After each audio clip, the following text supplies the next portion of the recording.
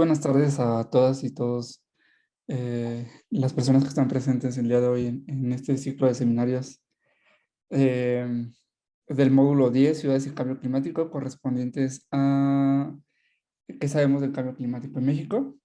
Siguiendo como con las temáticas del ciclo, el día de hoy le toca al doctor Francisco Estrada Porrúa, quien es coordinador de este programa.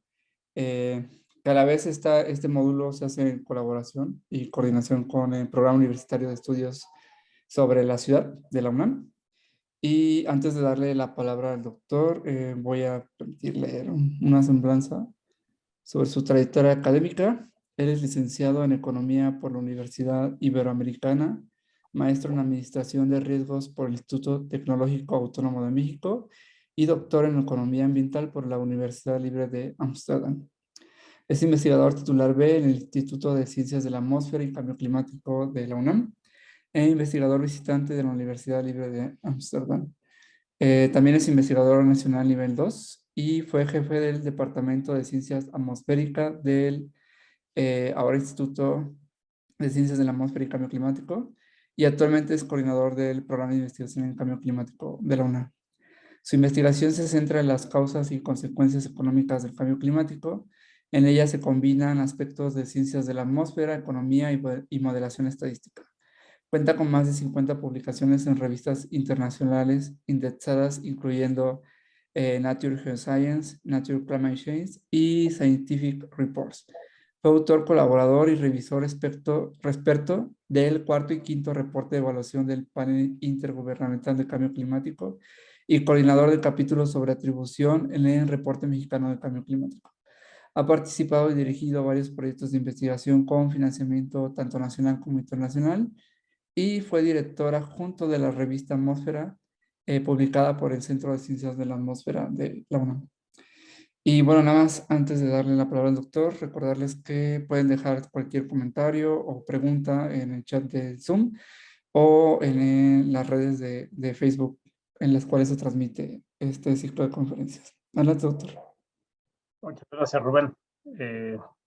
Es un gusto estar con ustedes ahora de este lado de hacer la presentación. A ver, déjenme pongo la presentación en pantalla completa. Y bueno, yo les voy a hablar de qué pasa con cambio climático en distintas escalas. Digamos, tenemos el cambio climático global que hemos estado hablando durante muchísimo tiempo en pues nada más por decir algo en digamos, ciclo de conferencias de qué sabemos sobre el cambio climático en México, ¿no? Pero el cambio climático puede ocurrir en otras escalas, también a nivel de ciudad, y puede ocurrir por otras razones. Ya las ponentes anteriores a mí han explicado de manera muy brillante pues en qué consiste esto, cómo está ligado con la urbanización, cómo es otra manera de que alteremos el clima nosotros, ¿no? Una cosa que tiene origen antropogénico, muy ligado a la parte de urbanización. Entonces yo les voy a hablar básicamente de pues qué pasa cuando juntamos estas dos cosas, ¿no? Y las sinergias que se hacen entre el cambio climático global y el cambio climático local y el riesgo, pues que aumenta de una manera, digamos, desproporcionada, ¿no? Entonces, bueno, empecemos. Bueno, básicamente la isla de calor urbana, como dije ya, las personas, los compañeros y compañeras que han presentado en las sesiones anteriores, pues lo han explicado de una manera muy completa. Yo nada más voy a centrarme en, bueno, es básicamente la diferencia entre las temperaturas, ya sean del aire, puede ser del aire de superficie o subsuperficiales, entre un área urbana en comparación con áreas rurales próximas. Realmente lo que se quiere hacer esto con esta comparación es pues aproximar el clima que hubiera tenido tal área si no hubiéramos construido una ciudad, ¿no? O sea, queremos ver qué pasaría en condiciones preurbanas, ¿no? Y eso, bueno, como vamos a platicar en un momento, pues abre el problema de, pues, qué es urbano, qué es rural, qué tanto una estación o un píxel en una malla nos representa algo que es rural o no, qué tanto se empalma con zonas periurbanas. Las ciudades tienden a estar más o menos cercanas y cuando van creciendo, pues se van comiendo, digamos, lo que normalmente o lo que anteriormente clasificaremos como una área urbana de referencia, ¿no? Para comparar. Y bueno, pues nada más quiero hacer como una cosa histórica. Llevamos, bueno, la parte del clima urbano, el estudio del clima urbano, lleva alrededor de 200 años, ¿no? Esto, pues, el primer libro que se publicó, digamos, centrado en clima urbano, aunque algunos dicen que no es tanto centrado en clima urbano, sino que más bien habla del clima en general. Y pues bueno, hace un caso específico de cómo son algunas características en la ciudad de Londres, ¿no? Pero esto empezó con Luke Howard, ¿no? Es el pionero del clima urbano en 1883. Ahí les dejo la liga, si lo quieren leer, ahí está el libro. Y pues bueno, no se puede hablar de clima urbano si no se hace una referencia, digamos, al pionero mexicano en clima urbano, que es era el doctor Ernesto Jauregui Hostos, que tuvimos el gran gusto de pues tenerlo en el Centro de Ciencias de la Atmósfera, y desde ahí hizo muchísimas aportaciones al campo de la climatología urbana, tanto que el doctor Jauregui fue premiado con este Luke Howard Award, ¿no? Es uno de los premios más importantes, o el premio más importante, digamos, en cuestiones de clima urbano, ¿no? Y bueno, finalmente, nada más en esta diapositiva quiero comentar que pues vamos a hablar de lo importante que es digamos, el efecto de la urbanización, el efecto de la isla de calor a nivel, pues digamos, local, a veces un poquito más regional, pero hay que aclarar que, porque ha habido una discusión, y esta discusión, digamos, reaparece de una manera cíclica, que trata de confundir o confunde lo que es cambio climático global, los procesos y la importancia del cambio climático global con lo que pasa en ciudades.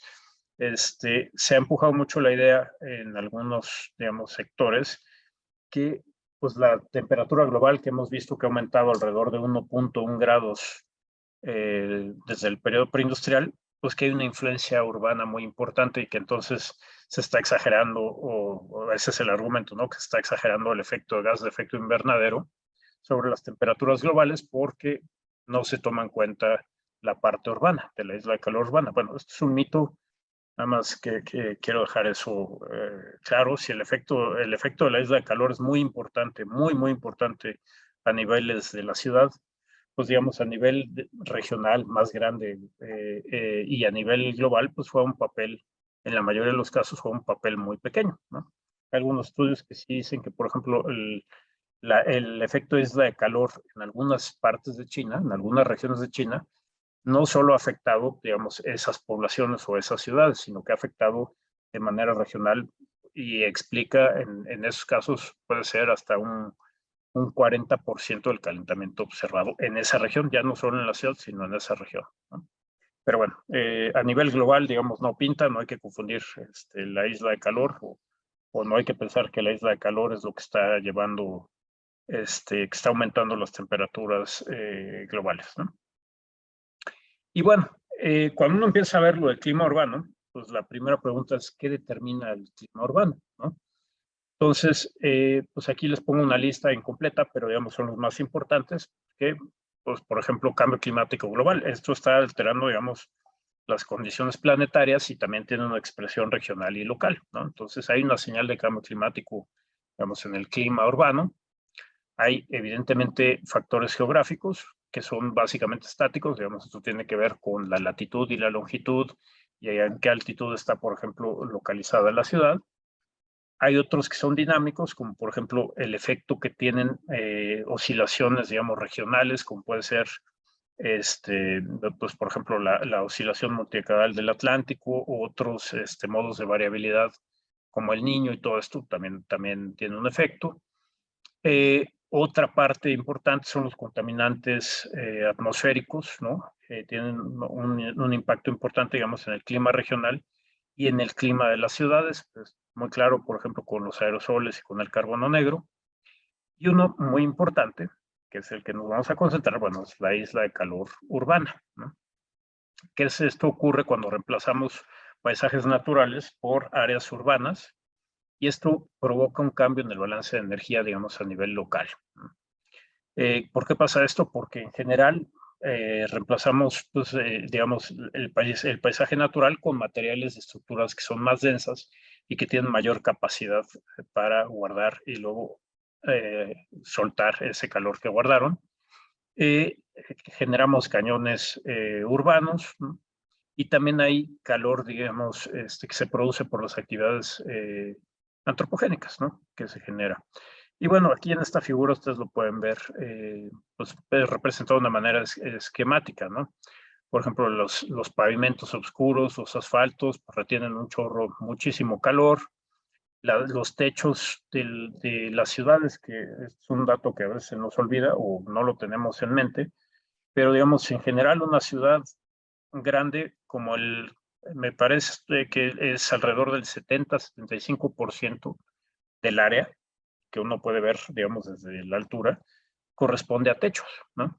Entonces, los techos juegan un papel muy importante. Y si tenemos, pues, por ejemplo, materiales que absorben este calor, pues vamos a estar contribuyendo a esto de la isla de calor, ¿no? Ustedes pueden ver aquí, los techos oscuros, de coloración oscura, retienen el calor. La falta de árboles, pues hace que tengamos menos sombras, y hay menos evaporación, que ayuda a enfriar el aire. Tenemos también el fenómeno de cañones urbanos, y además que estamos extendiendo, por ejemplo, la superficie que puede ser absorbida, que puede absorber, digamos, la energía que viene del sol, la luz visible, ¿no? Construimos edificios y ya no solo el piso, sino tenemos una superficie vertical que también puede absorber esta energía, ¿no? Bueno, el calor puede ser atrapado por los edificios, que es lo que yo ya mencionaba. Hay calor que se desperdicia, digamos, de la parte de las fábricas, de los edificios, de los automóviles, etcétera, ¿no? Y también, digamos, cubrir un lugar con una superficie impermeable, pues no ayuda, ¿no? Porque tenemos mucho menos humedad, que esto también nos ayuda a disminuir los efectos de temperaturas más elevadas, ¿no? Y aquí hay una cosa que, pues también a lo mejor no lo tenemos muy presente, pero es muy bueno considerarlo. En grandes ciudades, el efecto de la isla de calor por este proceso de urbanización puede ser de la misma magnitud, más o menos, de lo que esperamos de calentamiento global, ¿no? Por cambio climático global. Es decir, por ejemplo, en un escenario de altas emisiones, pues vemos que el planeta se puede calentar, digamos, entre 2,5 grados hasta 4,5 grados o por ahí, un poquito más. Y eso es pues, similar a lo que se han calentado las grandes ciudades, ¿no? Entonces, ahí es la importancia de empezar a ver estos efectos conjuntos, ¿no? Porque si fuera medio grado, pues a lo mejor no sería tan importante.